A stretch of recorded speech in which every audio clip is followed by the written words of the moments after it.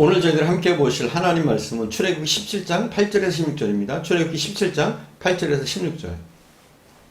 군사를 뽑아서 싸우는 것과 산 위로 올라가서 기도하는 일, 이 중에 어느 것이 더 중요합니까?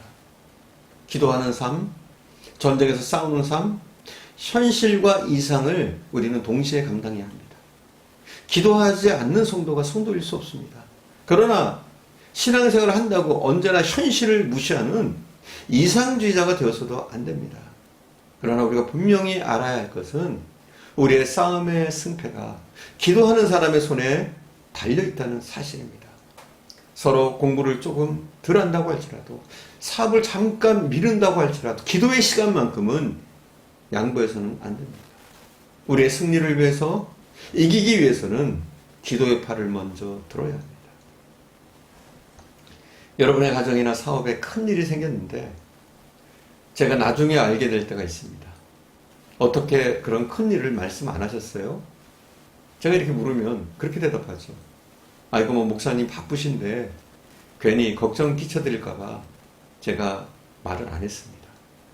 그러면 제가 참 목사님을 생각해주는 정말 좋은 교인 만났다 이러면서 좋아할까요? 이분에게 있어서 목사라고 하는 존재는 별것 아니었구나 이렇게 생각하면서 오히려 섭섭하게 생각할 겁니다. 여러분 잘 들으셔야 돼요. 이런 일을 가지고 하나님 앞에 부탁하나?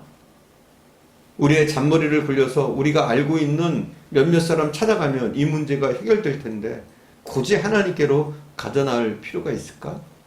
이런 생각이 깔려있는 겁니다. 하나님 없이도 이 정도는 해결할 수 있다는 생각이 하나님을 생각해서 하는 겁니까? 그게 아니잖아요. 기도해서 그게 되나? 기도하는 시간에 뛰어다녀야지. 바로 기도가 미련한 것으로 보이기 때문에 우리는 기도의 부탁도 하지 않고 우리는 기도하지 않습니다. 그리고 듣기 좋은 말로 뭐 이런 것까지 말씀드리나? 이런 것까지 기도해야 돼? 바쁘신데? 사랑하는 여러분, 하나님이 누구를 위해서 존재하십니까? 목회자가 누구를 위해서 존재합니까? 성도들의 문제를 위해서 기도하고 축복하고 간구하는 것이 목사가 해야 할 일인데 그것을 빼앗아 놓고 목사를 위해서라고 하면 그 말을 이해하고 고마워할 목사가 세상에 몇이나 되겠습니까?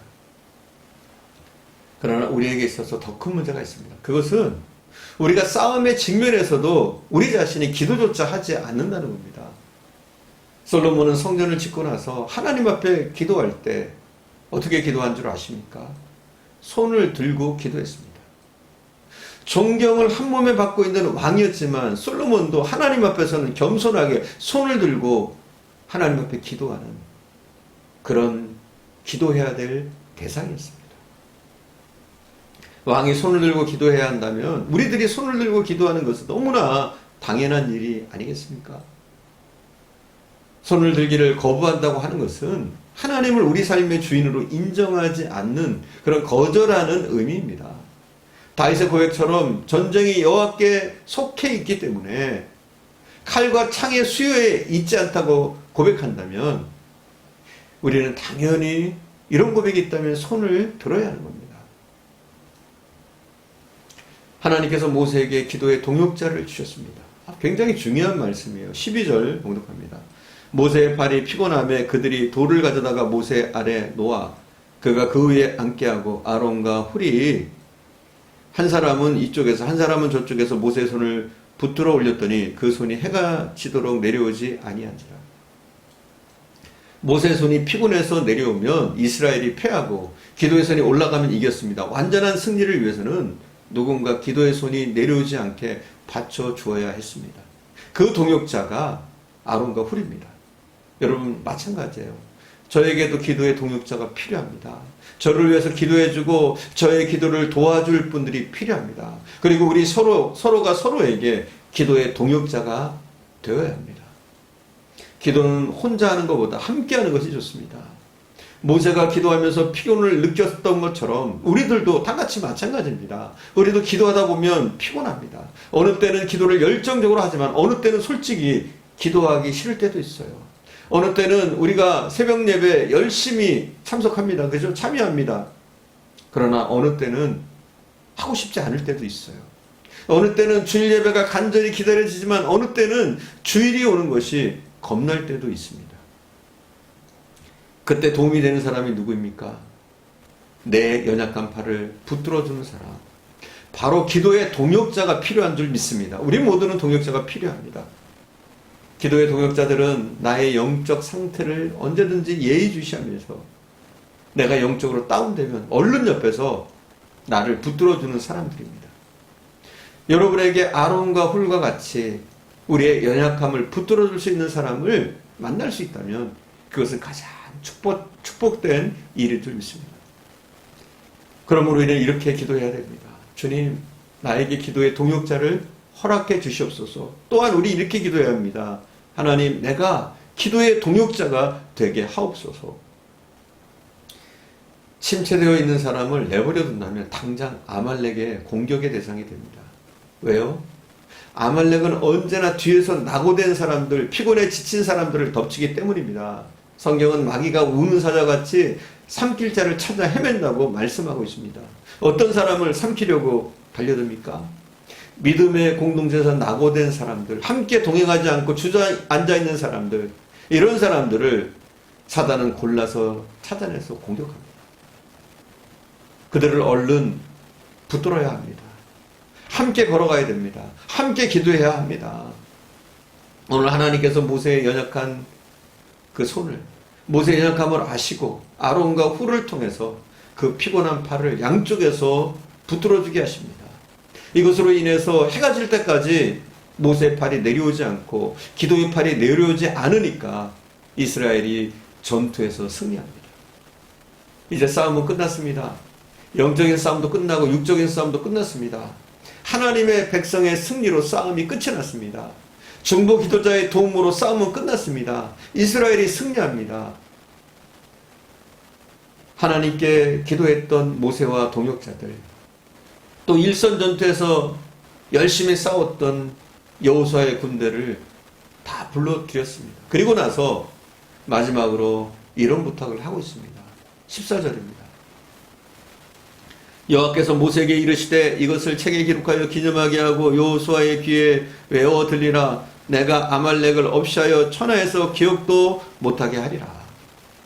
하나님께서 이들에게, 승리한 이들에게 두 가지를 부탁하고 있습니다. 첫째는 오늘 전투에 승리한 내용들을 기록하라고 말씀합니다. 기록하는 이유가 뭡니까? 후세에 알리기 위해서입니다. 너희 조상들이 이러한 일이 있을 때 하나님께서 기도하는 사람을, 또 한편에서 열심히 싸우는 사람들, 그들의 기도와 싸움이 함께 갈 때 하나님이 승리케 하셨다. 이것을 알리기 위함입니다. 그리고 두 번째는 참으로 중요한 일입니다. 이게 굉장히 중요한 것 같아요. 일선에서 싸움에 승리한, 직접 싸움에 참가한 여호수아에게 그 내용을 귀에 외워 들리게 하라고 했습니다. 쉽게 말하면 그 내용을 전부 여호수아에게 외우게 하라는 겁니다. 이 말은 여호수아에게 이렇게 얘기하는 거예요.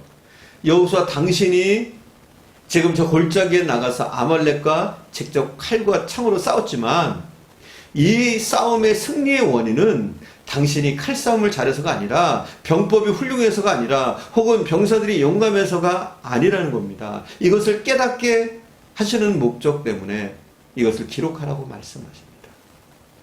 여러분, 우리가 흔히 하기 쉬운 실수죠. 사업이 잘 되면 내가 똑똑해서 그랬다고 그래요. 자식이 좋은 대학에 가면 뒷바라지를 잘했기 때문이라고 그래요. 가정이 잘 되고 무병장수하면 잘 챙겨 먹였기 때문이래요. 모든 것을 우리는 그렇게 생각하기가 쉽습니다.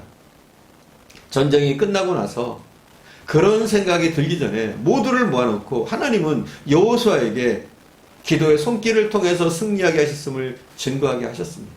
기도가 먼저인 것을 알게 하신 거예요. 승리의 원인은 너의 싸움이 아니라 기도였다 알려주시는 겁니다.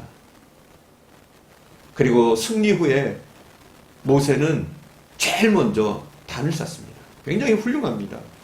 15절이요. 봉독하겠습니다. 모세가 제단을 쌓고 그 이름을 여호와 니시라 하고 단을 쌓고 이름을 여호와 니시라고 했습니다. 여호와는 나의 깃발이란 뜻이에요. 여호와 니시는. 여호와는 나의 깃발이다. 이게 뭡니까? 하나님은 나의 승리라는 거예요. 승리의 그 현장에서 모세의 이름이나 여호수아의 이름이 아니라 하나님 그분의 이름이 승리케 하셨다는 것을 알리는 겁니다. 오직 여호와의 이름만이 높임 받으시라고 말씀하는 겁니다. 오직 여호와의 이름으로 이겼고 하나님만이 우리에게 승리를 주시는 분이란 말이에요. 우리의 힘이 아니라 하나님이 이기게 하셨다. 여호와 니시, 여호와는 나의 깃발이다. 여호와는 나를 승리케 하시는 분이라 이렇게 고백하고 있는 겁니다. 여러분의 모든 삶의 영역에서 기도의 동역자를 통해서 우리가 새 힘을 얻고 낙심할 때마다 주의 이름으로 단을 쌓으시고 또 이렇게 하나님이 우리가 기도할 때 승리하게 하신다면 그 단의 이름을 여호와 니시라고 부를 수 있기를 바랍니다. 내가 영광 받는 것이 아니라 오직 하나님의 이름만 영광 받으실 수 있도록 하나님을 찬양하시는 저와 여러분 되어줄 수 있기를 간절히 축원드립니다. 기도하겠습니다.